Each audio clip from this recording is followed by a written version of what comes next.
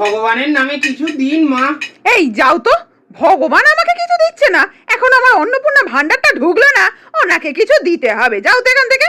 আপনি ভগবানের নামে আমাকে দিন মা, আমি ভগবানের কাছে প্রার্থনা করব আপনার যেন অন্নপূর্ণা ভান্ডারটা ঢুকে যায়। বলছি তোমার কাছে 50 টাকা খুচরো হবে? হ্যাঁ মা, নিশ্চয়ই হবে। আপনি আমাকে 50 টাকার নোটটা দিন, আমি আপনাকে 40 টাকা ফেরত দিয়ে দিচ্ছি।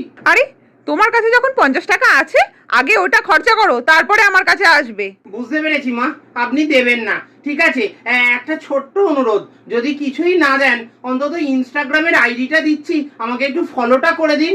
কি ভিখারি হয়ে তুমি ইনস্টাগ্রাম করছো?